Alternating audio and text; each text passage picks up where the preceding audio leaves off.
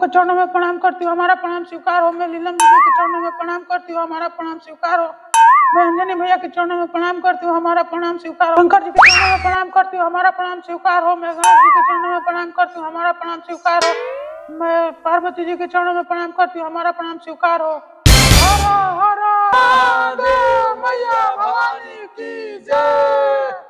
चरचवाए गुरुजी बड़ा निकल लागे, चरचवाए जी बड़ा निकल लागे, चरचवाए गुरुजी बड़ा निक लागे, चरचवाए गुरुजी बड़ा निक लागे। गावत निकल लागे, बजावत निकल लागे, गावत निकल लागे, बजावत निकल लागे, गावत निक लागे, बजावत निक लागे, गावत निक लागे, बजावत निक लागे। चरचवाए गुरुजी बड़ा निकल लागे, चरचवाए गुरुजी बड़ा निकल लागे, चरचवाए गुरुजी बड़ा निक लागे। हर हर महादेव, मैया भवानी की जय, सच्चे दरबार की जय। हे गुरु बहना लो, हमें वो कथा कहे जाता नहीं तो के ध्यान से सुनिया जाए। ये हमारा होटल खुद सत्य घटना गुरु बहना लो, हमें के कहे जाता नहीं। ठीक बा कोई कथा ध्यान गुरु बहना लो की हमार चूल फूट गए है, हम रहनी कोड़ारी में माटी लिए हुए। हमार सैया जी सोना की अंगूठी मेहनत मजदूरी क के बनवैले रहलन। जान जा गुरु बहने लो की पाकी काढ़े में हमारे अंगुरी में से सोना की अंगूठी निकल न जाता, पाकी में भुला जाता। हम खोजत खोजत खोजत खोजत परेशान हो गई। अब हमारा चेहरा परेशान हो गई। अब तो हमारा मन में ये वाला कि दादा हम घरे जाए तो हम बोला मुँह बस सैया जी हमारा का कही। तब हमारे मन में ख्याल आयल की कहनी की ये शिव गुरु अगर तोहरा में सत्य होई तो हमारे सोना के अंगूठी मिल जाये। ऐसे पानी में अपन हाथ डाला तो नहीं गुरु बहने लो, सोना के अंगूठी तो हमारे कानी अंगूर में फंस न जाता। तबे से हम शिव चर्चा में घुस गए नहीं गुरु बहने लो। जागी जागी महादेव, मैया भवानी की जय।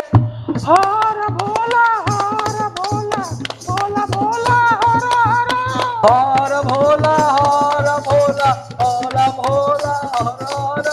हर शिव शिव शिव शिव हर हर। हर शिव शिव शिव शिव हर हर। प्रेम से बोलो सच्चे दरबार की जय। ये पिछला और दीदी तनिया करो वो कुछ कह भी कथा होता। ठीक है गुरु बहने आओ।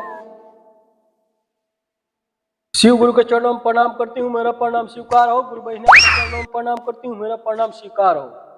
हे गुरु बहना लोग जान ये कि हमारे बाछी एगो बाछा भी आ गई। ठीक है। हम शिव गुरु से कहनी हे शिव गुरु हमारे बाछी हो जी रात भर में हम शिव चर्चा करवाई। जैसे सुबह भइल हम जाके बाछा के पोछ उठा के देखनी बाछी बन गए हैं। यही से हम शिव चर्चा में घुस गनी। हर हर मैया भवानी की जय। चरचवाए गुरुजी बड़ा निक लागे, चरचवाए गुरुजी बड़ा निक लागे, चरचवाए गुरुजी बड़ा निक लागे। गावत निक लागे, बजावत निक लागे, गावत निक लागे, बजावत निक लागे, गावत निक लागे, बजावत निक लागे। चरचवाए गुरुजी बड़ा निक लागे, चरचवाए गुरुजी बड़ा निक लागे। हर हर महादेव, मैया भवानी की जय। आई गुरु बहना और कुछ सुनाई। 2.5 घंटा तो हो ही गइल बा और आधा घंटा बा। जान जो गुरु बहना लोग की हमारे बबुआ के पापा के बाई में हवा मार दिल रहे। हम उनकर इलाज करावत थक गए। तो इलाहाबाद लेके जाए, को बनारस लेके जाए, को मऊ लेके जाए, कौनो डॉक्टर एकदम जवाब दे दे समय के बाई ठीक ना हुई। हम एक दिन जान ले गुरु बहना लोग की उदास बैठे रहनी। हमारे गाँव की वो सखी बाड़ी तो वो शिव चर्चा में रहली, ठीक ना। वो शिव चर्चा में रहली तो हमको उदास देखली तो हमारे पास अली, कहली कि ए दीदी जी काहे उदास इतना बैठल बानी, दुख तकलीफ बका। तो हम उनकरा से अपन सारा दुख कहनी जान जा कि हमारे ऐसे ऐसे हमारा प्रसव होखल बा।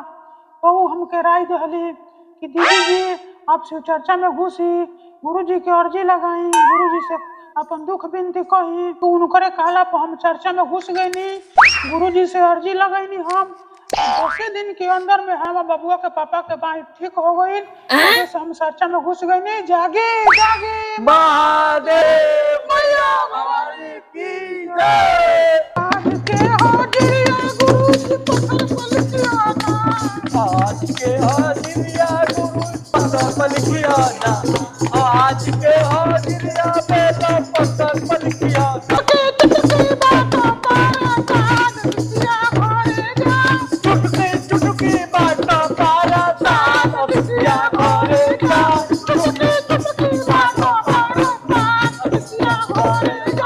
जगी जगी महादेव मैया भारी की जय। हे गुरु बहिना तू काहे खातिर शिव चर्चा कहली हो आके गुरु बहिना लोग में कह दो। गुरु बहिना लोग शिव चर्चा में ऐसे कहो नहीं हम मड़ई के घर रहे जने जाके खूब बरसात में गजन होके चूहे हम शिव गुरु से मनौनी के शिव गुरु हमारा आवास पास हो जाई घर बन जाई तो हम तार शिव चर्चा कहवाई हमारा आवास पास हो गई घर बन गई से हम शिव चर्चा कहो नहीं हर हर महादेव मैया भवानी की जय।